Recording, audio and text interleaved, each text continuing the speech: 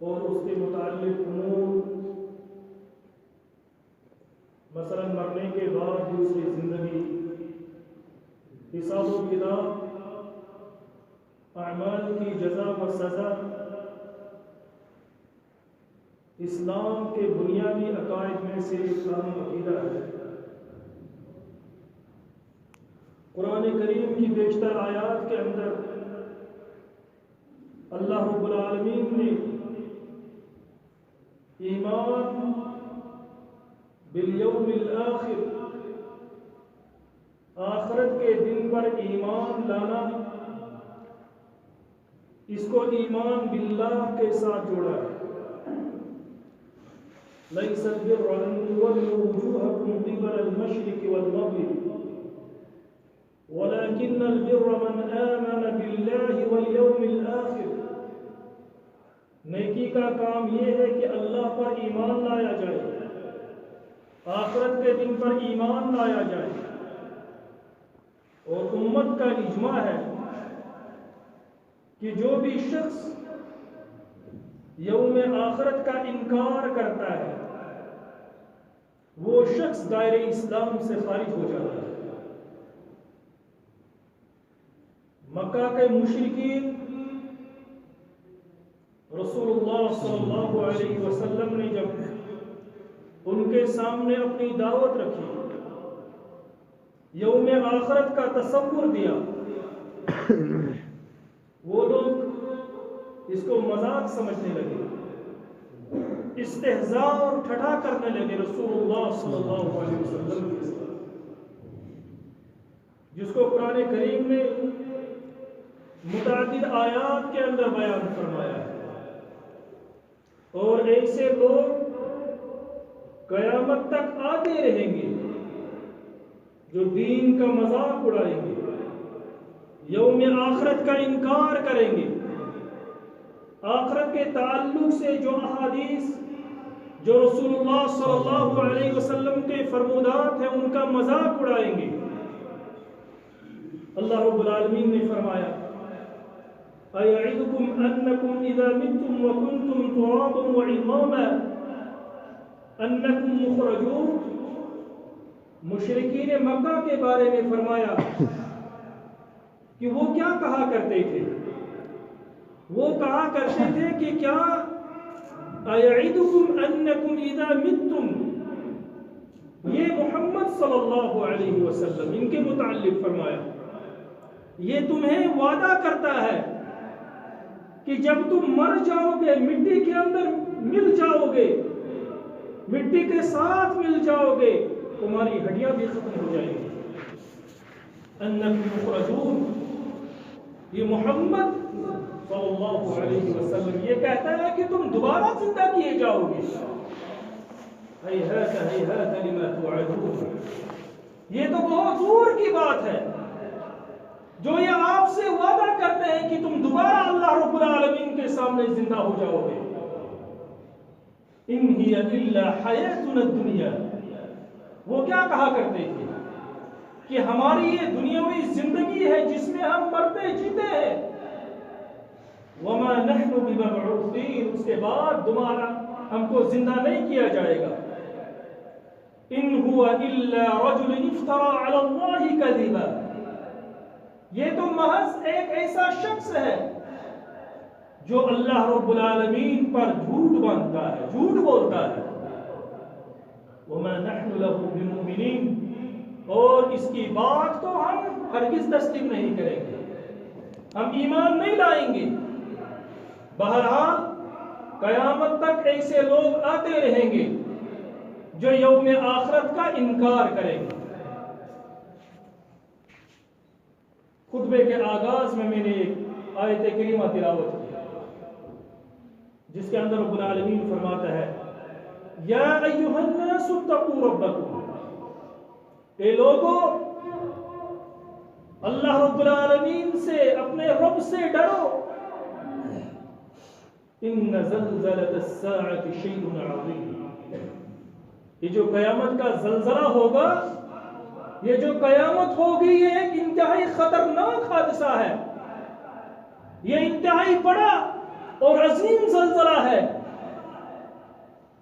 یوم ترونها تذہل کل مرضعۃ، جس دن تم دیکھو گے ایک عورت اپنے بچے کو بھول جائے گی، ایسی ماں جو اپنے چھوٹے بچے کو دودھ پلاتی ہے، کتنی محبت اللہ رب العالمین نے اس ماں کے اندر ڈال دی ہے اس بچے کے تعلق سے، وہ اس کو دودھ پلاتی ہے، لیکن اللہ رب العالمین فرماتا ہے کہ اس زلزلے کی وجہ سے، قیامت کی وجہ سے دودھ پلاتی جو مائیں ہیں وہ اپنے بچوں کو بھول جائیں گی، اور کیوں نہ بھولیں گی، یہ تو قیامت کا زلزلہ ہے۔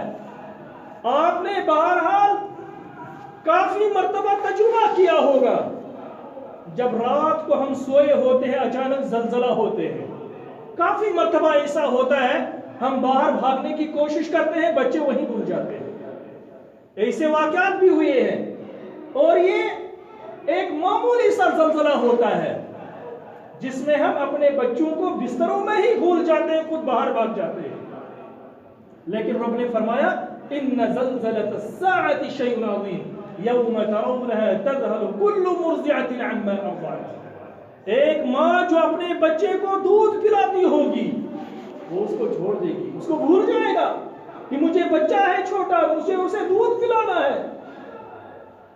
وَتَرَى النَّاسَ سُكَارَىٰ، اور تم لوگوں کو دیکھو گے ایسا لگ رہا ہوگا کہ یہ سکر کی حالت میں ہے، مدہوش ہے۔ اللہ رب العالمین فرماتا ہے وَمَا هُمْ بِسُكَارَىٰ، وہ مدہوش نہیں ہوں گے، حقیقت کیا ہوگی وَلَكِنَّ عَذَابَ اللَّهِ شَدِيدٌ، یہ رب کائنات کا عذاب شدید ہوگا۔ رسول اللہ صلی اللہ علیہ وسلم نے متعدد احادیث کے اندر اس قیامت کا ذکر فرمایا۔ ابو ہریرہ رضی اللہ تعالیٰ عنہ بیان فرماتے ہیں کہ رسول اللہ صلی اللہ علیہ وسلم نے فرمایا تقوم الساعة والرجل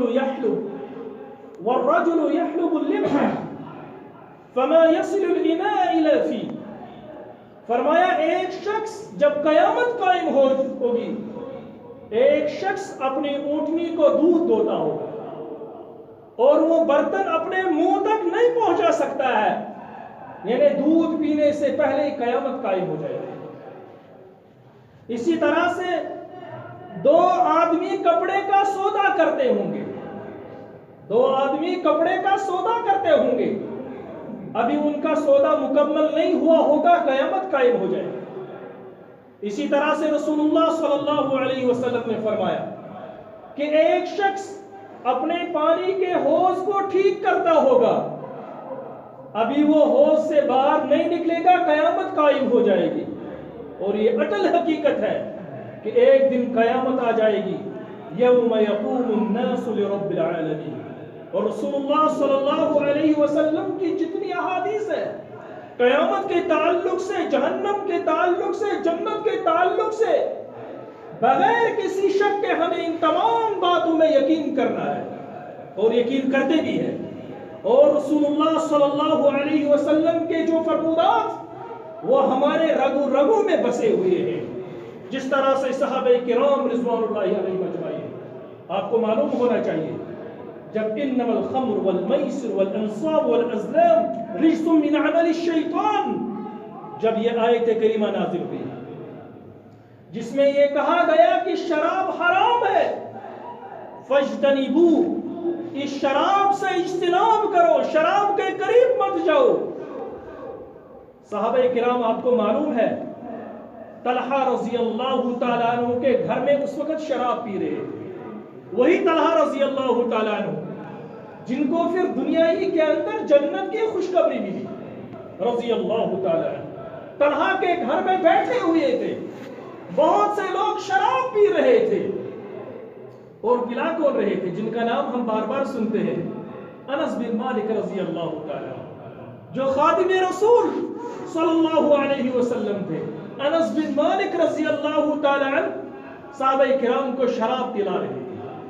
ابھی تک شراب حرام نہیں کیا گیا تھا، شراب کی حرمت نہیں آئی تھی، لیکن جیسے ہی ایک منادی نے اعلان کیا کہ رسول اللہ صلی اللہ علیہ وسلم کی طرف سے میں اعلان کرتا ہوں، اللہ رب العالمین نے شراب حرام قرار دی، تمام صحابہ کرام اسی وقت رک گئے.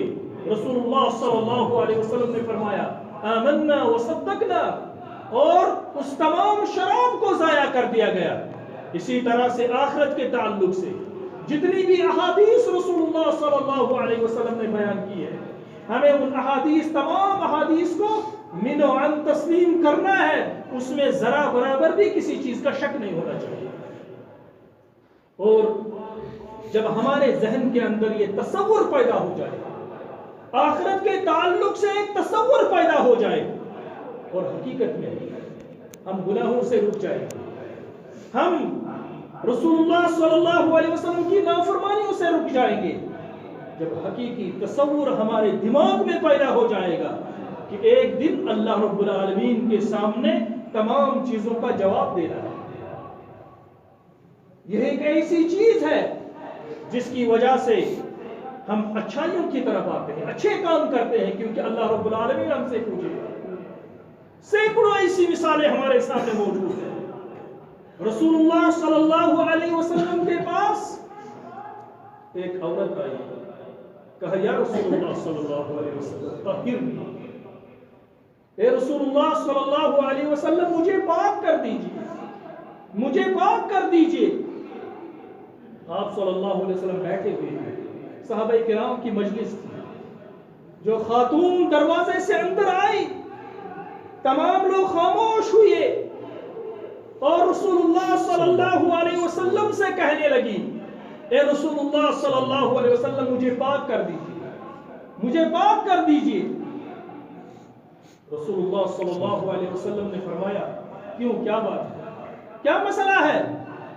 اس عورت نے جواب دیا یا رسول اللہ صلی اللہ علیہ وسلم مجھ سے گناہ کا ارتکاب ہو گیا، میرے ذریعے سے بدکاری ہوئی، بدکاری کا ارتکاب ہوا. اب میں چاہتی ہوں کہ آپ مجھ پر حد قائم کر دیں.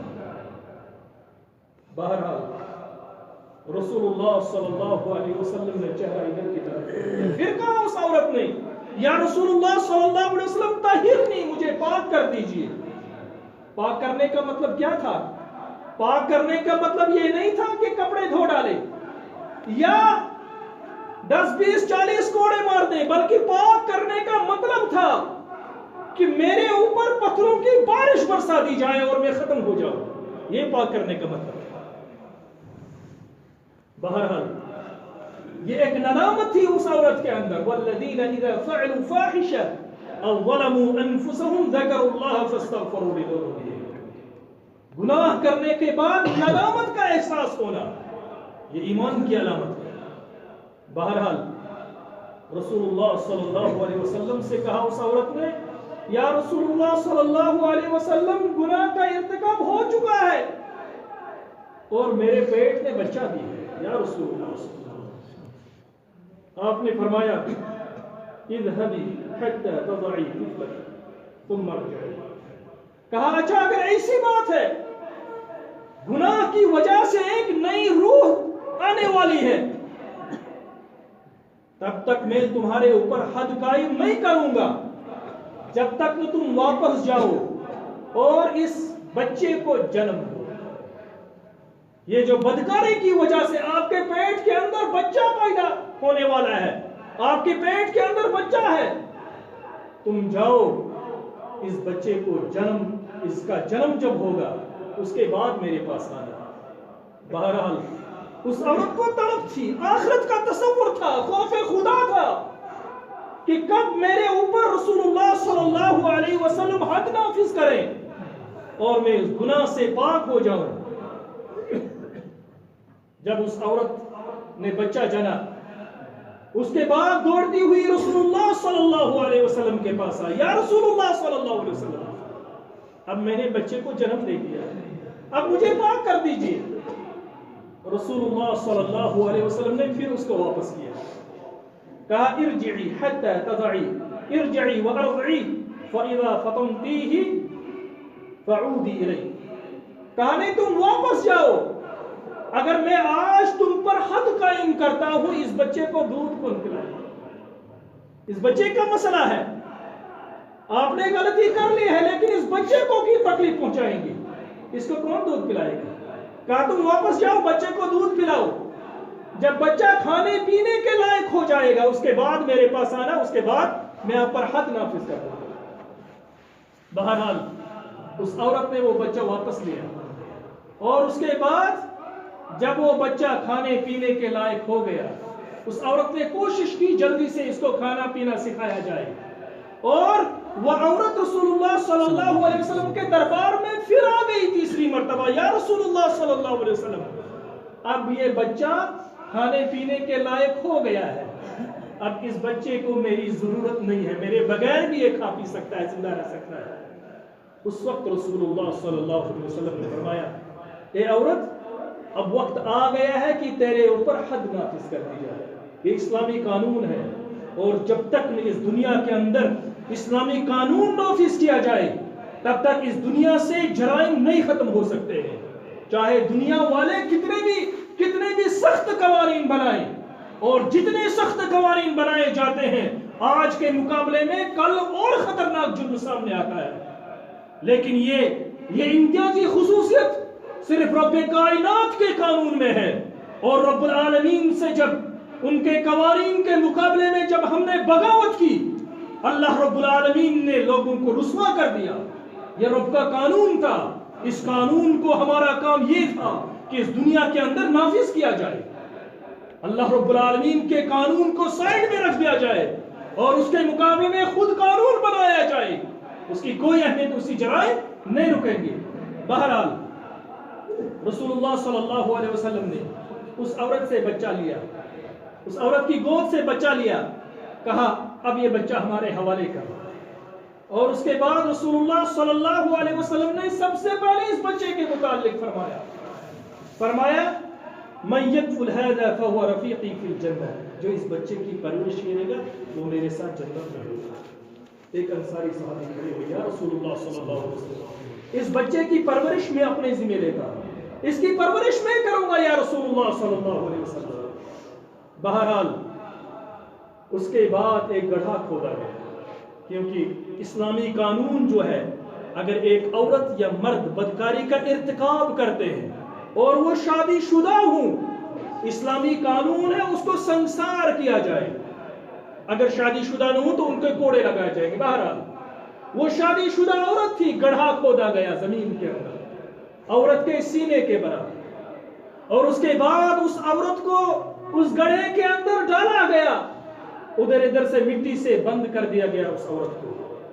اس کے بعد اعلان کیا رسول اللہ صلی اللہ علیہ وسلم نے اب اس عورت کو سنسار کیا جائے, اب اس عورت کو سنسار کیا جائے. سنسار کرنے کا مطلب پتھروں کی بارش اس کے اوپر نازل کرنی ہے, یہی اللہ رب العالمین کا قانون ہے.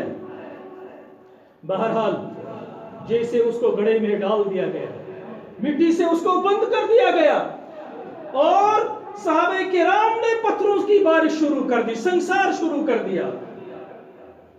ایک مرتبہ خالد بن ولید رضی اللہ تعالیٰ عنہ نے جب ایک پتھر پھینکا، اس کے سر پر لگا، اس عورت کے سر پر، وہاں سے خون کا فوارہ نکلا۔